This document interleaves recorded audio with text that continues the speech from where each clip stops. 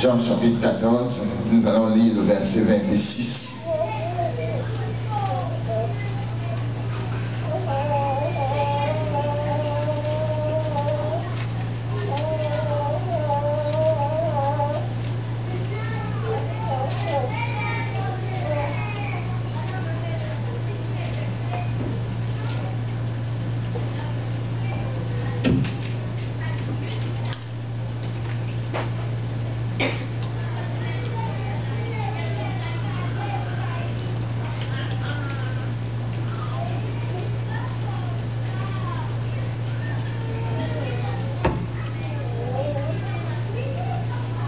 Amen. Bien-aimés, nous lisons dans ce passage, mais le consolateur, l'Esprit Saint, que le Père enverra en mon nom, vous enseignera toutes choses et vous rappellera tout ce que je vous ai dit. La semaine passée, nous avons commencé avec... J'en ai dit il y a 2 semaines, nous avons commencé avec la puissance et l'œuvre du Saint-Esprit. Et nous avons notamment présenté les 2 faits qui arrivent à un croyant. Les 2 pouvoirs qu'il reçoit. Premièrement, il reçoit le pouvoir de devenir enfant de Dieu lorsqu'il reçoit Jésus-Christ dans sa vie. Amen. Le pouvoir de devenir enfant de Dieu. Et être enfant de Dieu, bien-aimé, c'est quelque chose de bien, quelque chose d'exceptionnel. Je ne rendrai jamais grâce à Dieu assez de m'avoir fait, d'avoir fait de moi son fils, son enfant. Et bien plus, je rendrai grâce à Dieu davantage parce qu'il a envoyé son esprit. Car sans son esprit, nous ne pouvons pas aller plus loin. Le deuxième pouvoir que nous recevons, c'est le pouvoir du Saint-Esprit. Nous le recevons pour devenir des témoins de Jésus-Christ. Nous l'avons dit. Et nous avons commencé à parler de ce que le Saint-Esprit vient faire dans le chrétien, dans celui-là qui croit. Et davantage, je préciserai dans celui qui marche dans l'obéissance. Amen. Dans celui qui marche dans l'obéissance, le Saint-Esprit fait des œuvres particulières dans sa vie. Bien aimé, le mouvement du Saint-Esprit est un mouvement qui vient dans la vie de celui qui est disposé. Le Saint-Esprit ne viendra pas dans la vie d'un rebelle. Le Saint-Esprit ne viendra pas dans la vie d'une personne qui murmure. Le Saint-Esprit n'utilisera pas une personne qui est égoïste, parce que le Saint-Esprit est généreux. Quand tu reçois le Saint-Esprit, c'est pour que tu puisses partager ce que tu as reçu. Nous avons donc commencé à parler de ce que le Saint-Esprit fait. Nous avons dit qu'il réconforte. Amen. Il vient réconforter. Nous avons lu tout à l'heure dans le verset 26. Il est le consolateur. Quelles qu'en soient les épreuves par lesquelles tu passes, le Saint-Esprit a suffisamment de ressources pour te combler, pour te consoler. Dans les combats, lorsque tu es victime des flèches de l'ennemi, le Saint-Esprit est là pour te consoler. Le Saint-Esprit a dit Jésus devrait venir pour demeurer avec nous.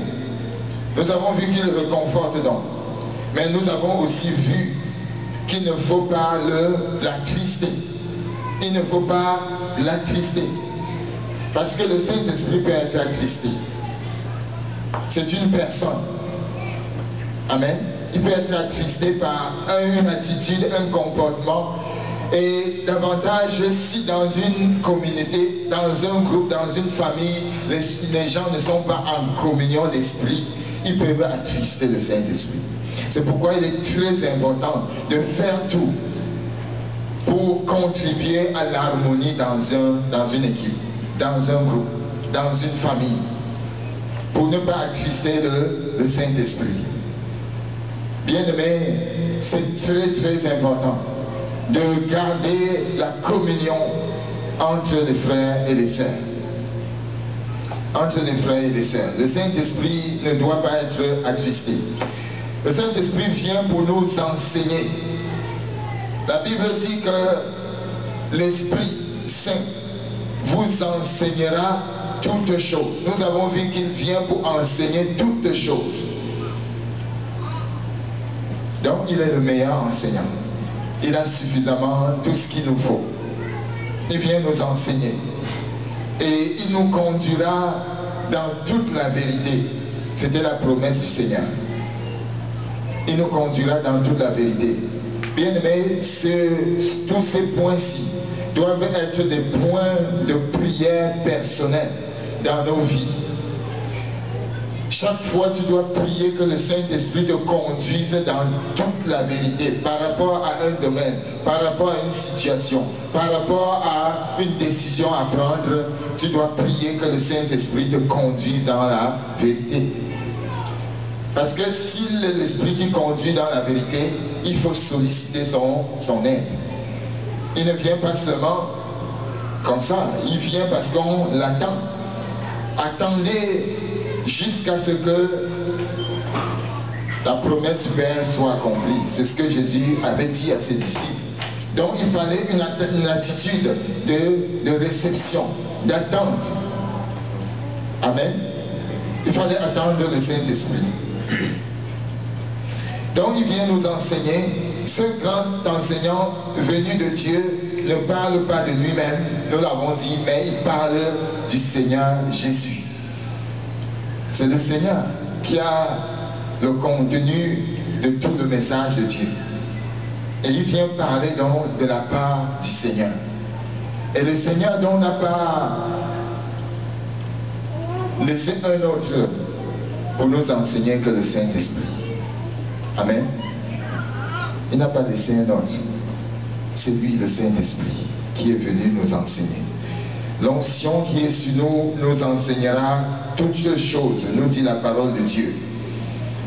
Bien-aimés, ce matin, nous allons voir un autre élément.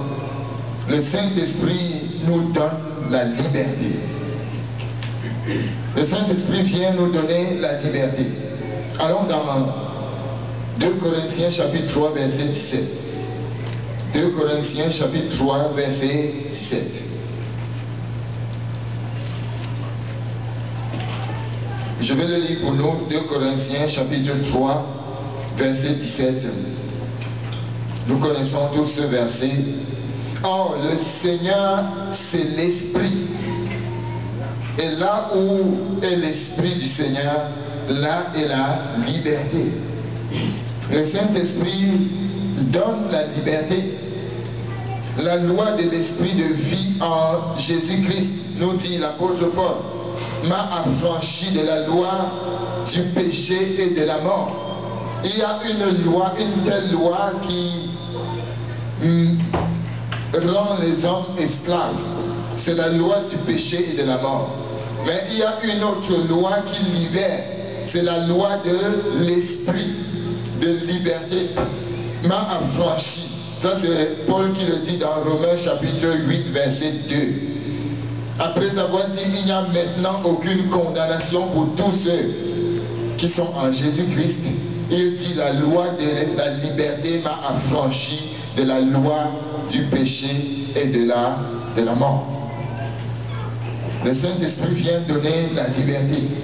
La puissance intérieure du Saint-Esprit brise les liens de la crainte, bien-aimé.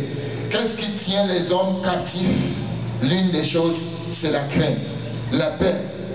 La peur de l'avenir, la peur de perdre un privilège, la peur de perdre une réputation, la peur de perdre un emploi, la peur de perdre un don de Dieu, la peur de perdre même sa foi. Bien-aimé, cette peur, le Saint-Esprit vient briser et te donner de t'épanouir. Il vient te délivrer de l'esclavage du péché et de la mondanité. Bien, mais savez-vous qu'on peut être chrétien et encore avoir en soi les éléments de la mondanité entièrement, mais tout en étant chrétien, mais avoir en nous les éléments de la mondanité. Ça veut dire quoi? C'est-à-dire que si le monde t'observe, il dira ça, ça m'appartient. Amen. Telle chose dans ta vie, ça me ressemble. Il est tout à fait donc possible d'être fils de Dieu, mais de ne pas jouir pleinement de la liberté inhérente à cette position. Il y a une position de liberté que nous pouvons avoir, et c'est le Saint-Esprit qui le donne. Nous ne devons pas oublier cela. La liberté de l'esprit est le fruit d'une consécration absolue. L'homme qui jouit de la liberté, c'est l'homme qui est consacré entièrement au Seigneur. La liberté n'est pas la liberté philosophique ici. Il ne s'agit pas de la liberté selon les lois humaines, mais il s'agit de la liberté de l'Esprit de Dieu, la liberté que donne l'Esprit de Dieu. Bien-aimés, cette liberté, nous pouvons l'avoir. Quand un homme criait, si je pouvais venir à bout de moi-même, il avait un combat. Il dit, si je pouvais venir à bout de moi-même.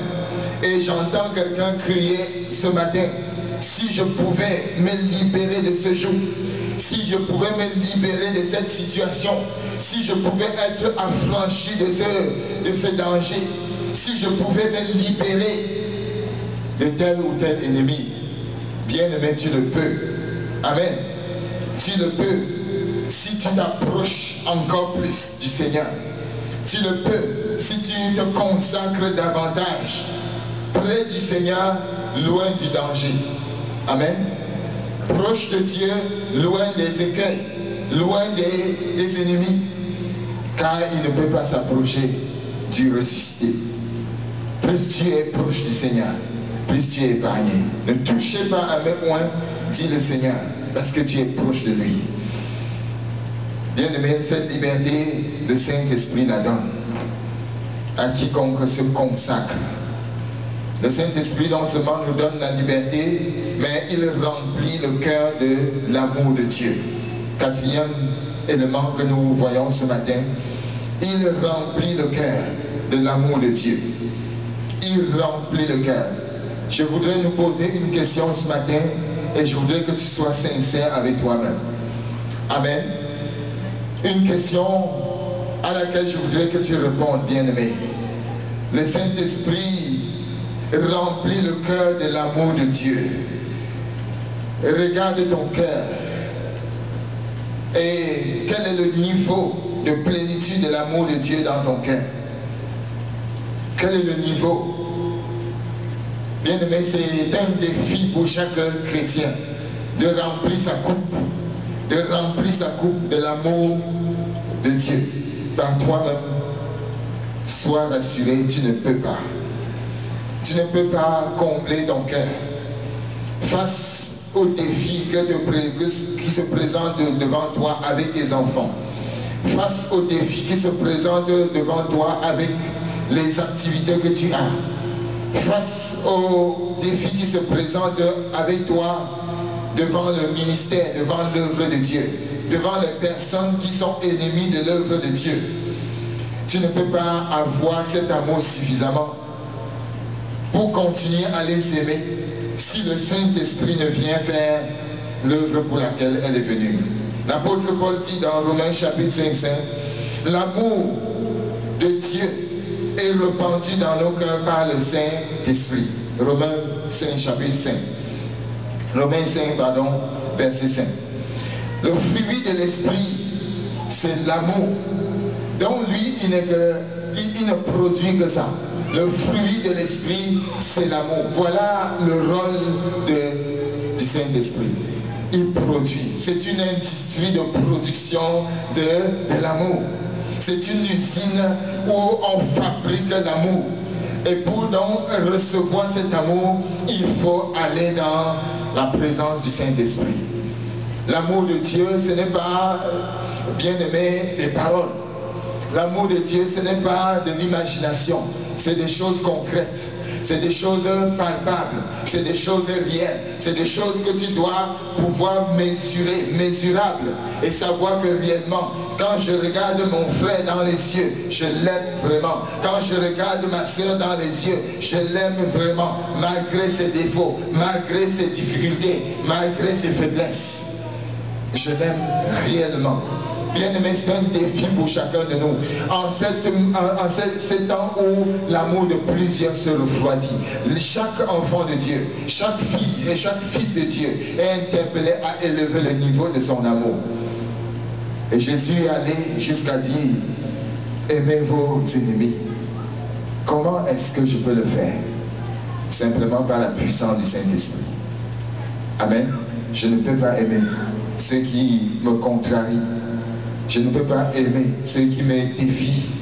Je ne peux pas aimer ceux qui s'opposent à mon épanouissement. Je ne peux le faire que par la puissance du Saint-Esprit. Bien-aimé, je ne peux le faire. Tu ne peux le faire que par la puissance du Saint-Esprit. Car la chair est si facilement alertée lorsque des choses qui ne nous conviennent pas nous arrivent. La chair est vite alertée et directement nous réagissons. Mais la réaction que le Saint-Esprit veut produire en nous, c'est l'amour, c'est la patience. Amen. L'amour, la patience, la maîtrise de soi dans les rapports que nous avons avec les autres. Jusqu'à ce que Dieu accomplisse son œuvre dans ces personnes, nous devons être patients envers eux. Nous devons les aimer, les supporter. Et le problème n'est pas les autres. Le problème c'est nous. Le problème n'est pas que l'amour de Dieu entre dans les autres. Que les autres vivent l'amour de Dieu. Le problème c'est que nous vivions l'amour de Dieu. Car lorsque tu la vis, l'amour de Dieu, tu vas pouvoir communiquer cela et aimer les autres. Donc tout commence toujours par nous. Bien-aimé, l'amour de Dieu est produit par le Saint-Esprit. Le fruit, bien-aimé, est l'aboutissement de la plénitude. Le fruit ne vient pas simplement comme ça. Le fruit est l'aboutissement de la plénitude. L'apôtre Paul dit, soyez toujours remplis du Saint-Esprit. Amen. C'est un processus. Et plus tu es rempli donc de la puissance du Saint-Esprit, plus cet amour s'enracine en toi. Et l'amour de Dieu, de quoi s'agit-il? C'est important d'en parler. De quoi s'agit-il réellement? C'est l'amour qui jaillissait du cœur même du Seigneur. Au point qu'il est allé à la croix pour ses ennemis, pour ceux qui le méprisaient. C'est cela l'amour. Il n'y a pas de plus grand amour que de donner sa vie pour ses amis. Jésus est allé à la croix. Il s'est offert lui-même en sacrifice pour les pécheurs. C'était l'amour de Dieu. Cet amour est répandu dans nos cœurs, dans toutes les collines. Amen.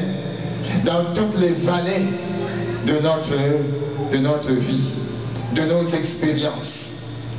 Bien-aimés, au travers des épreuves, au travers des afflictions, l'amour de Dieu vient nous donner du succès, vient nous amener à franchir des épreuves. L'amour de Dieu vient nous porter à la dimension de ce que Dieu veut pour nous.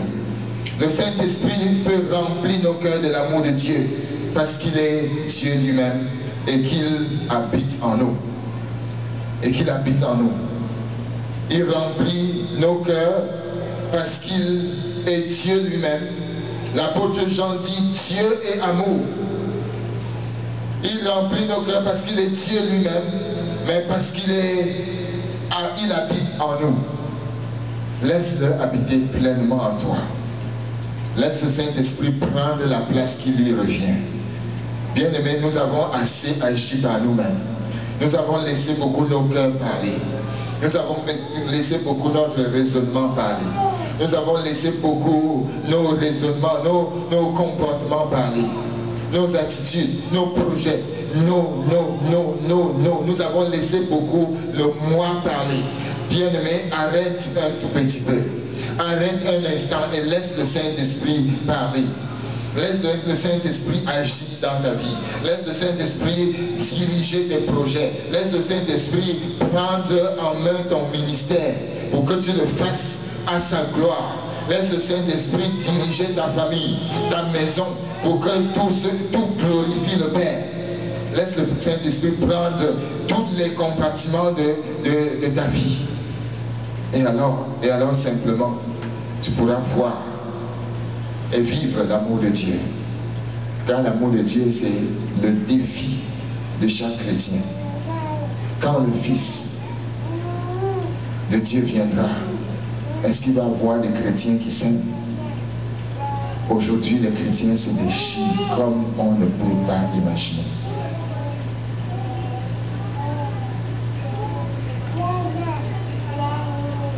Lorsque les gens vous invitent,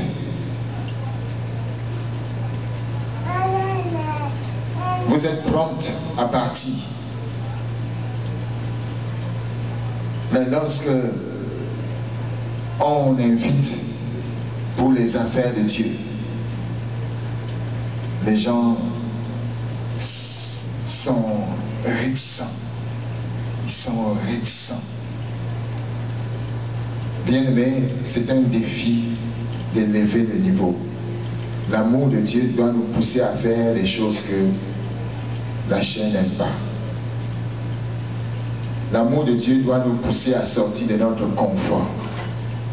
L'amour de Dieu doit nous pousser à sortir de nos privilèges pour aimer ceux-là qui ne sont pas dignes d'être aimés.